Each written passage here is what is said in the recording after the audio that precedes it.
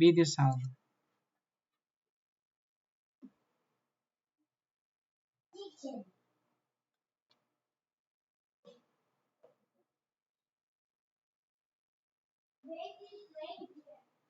Ito yung presentation mode. Display yung songs. For example, this one. Click nyo lang yung display. Present. Ayun, tapos down.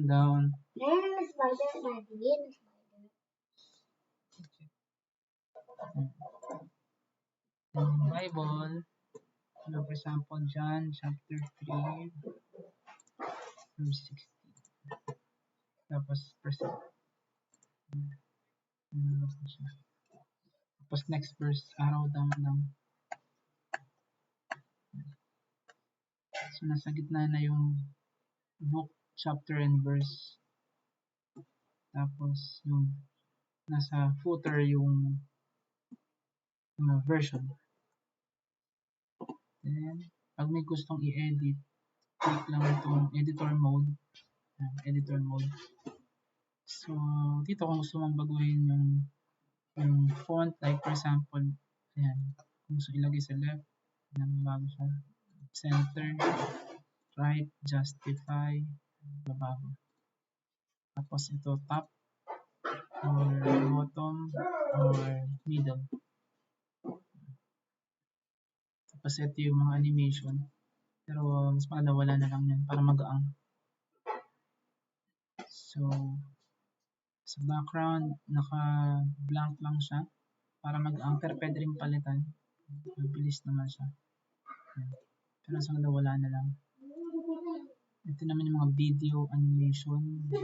Video background. Lahat tinanggal ko animation para mabilis. Tapos, yung messages. Dito naman yung mga announcements. So, like for example, ito.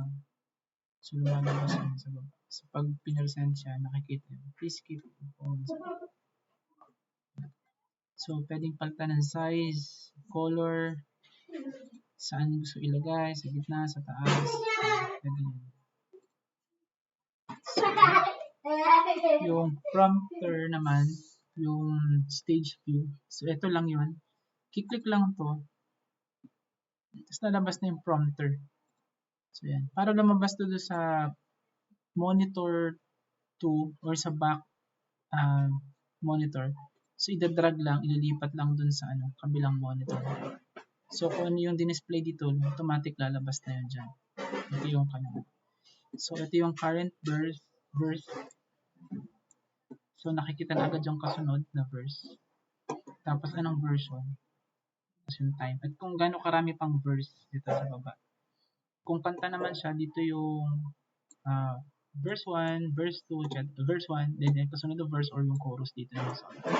Ang wala lang sa stage view app, yung countdown timer, which is wala daw talaga. Tapos natin to. Kung gusto palitan yung color, dito rin yung lumalabas. Yung tanong kanina ni Paolo. So dito yun, pwede natin palitan. Like for example, gusto natin red. For example lang, apply. Okay. So magiging red na siya. Pati yung font color pwede rin palitan. So, but for now, ibalik muna natin sa default. So, yan. Tapos, maganda ito, meron din siyang clock. So, gumawa na ako ng digital clock. So, pwede mo siyang i-display. Tatanggalin ko muna itong verse. Ma-display yung clock. Pero mahalaga sa church yung countdown timer. Yung countdown timer, pwede mo siyang lagyan ng show hundreds. Para tapos dito yung duration. So, like for example, 45 minutes. Tapos click mo lang play. Siyempre, ka-countdown na siya. So, nasa gitna yan, yung resolution lang kasi ng monitor ko. Kaya siguro ganyan. Pero kung gustong i-adjust yung position, pwede naman dito. So, i-adjust yun. Yan. So, yan. Nasa ano na. Yan. At of course, pag gusto mo ibalik, yan. Click mo lang to, babalik yan. Stop. Display. Sa inyo. Pwede ring stopwatch kung may mga games tayo. So, yan. Stopwatch. Sa church. Yan. So, yun. Tapos, edit naman. Dito naman, pwede na i-save kung ano yung mga ginawa. Yan. I-save. So, ngayon, medyo pinalaki ko na yung size ito, pero pwede pa rin palakihin ito. Tapos, dito yung mga gusto nating styles or skin. Yan. Pero mas maganda ito. Tapos, kung gusto natin import yung settings or backup. So backup po na, i-backup po na rin siya.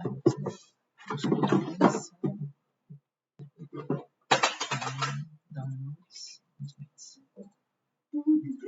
Pakakopyahin ko na lang to dun sa church. Tapos kapag may gusto kang ibalik, so, or na settings, import lang yan. Or restore yata. Ito naman yung mga settings na general settings yan. Hindi mo din kailangan yung language. Ito rin, yung mga, kung anong gusto mong font, gusto mong palakihin to, pwede dito. So, like for example, gawin natin 15. So, lalaki ng malaki yan. Yan, sobrang laki. Kaya, 9 lang ginawa ko. 9. By default, 8 point something yan. Pero, ito nababasa nito. 9. Tapos, songbook. Kung gusto mo ilagay sa header, pwedeng yung mga titles. So, dito yun. Yan. Dito nilalagay yun. So, songbook title. Lalabas na yung title dun. Pero, huwag naman natin ilagay kasi meron na siyang filter ng title. Gusto mo ilagay din ng chorus, verse, dito rin yun. Ito yun. Yan, tag, then verse number. Tapos yung Bible naman, so pwede mo tanggalin yung header.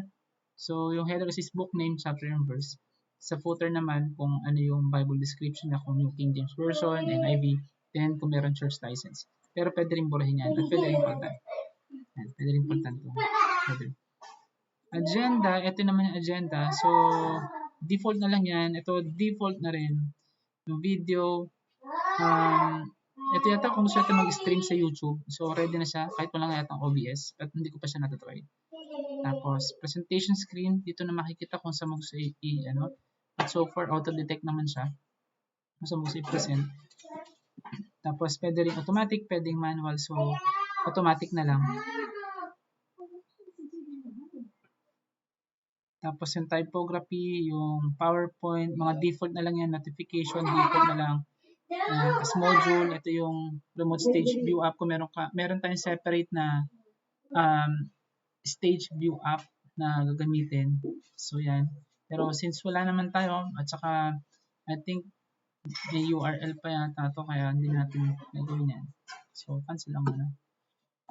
So yan, kapag wala ka nang gagawin dito sa settings, at para mailak yan at hindi na siya basta magalaw-galaw, i-off mo na lang yung edit mode dito. Tapos yun na, ready to go na. So, ang gagawin lang nila, pili ng verse, display. Escape para mag-exit. And then, kung gusto naman pumili ng ibang translation, so nag-download na rin ako. Merong easy to read, yung ginagamit ni Pastora Jen. Merong King James, yung Mabuting Balita Biblia Tagalog, Mabuting Balita Biblia, meron ding NIV, yung King James, NLT, ang salita ng Diyos. So basically, yan lang naman ng mga ginagamit natin. So ito yung mga easy na, ito yung mga madaling intindihin na Tagalog. Hindi katulad yung ginamit natin last Sunday. Yung mga madaling intindihin. So, sorry. Naka-default to sa King James.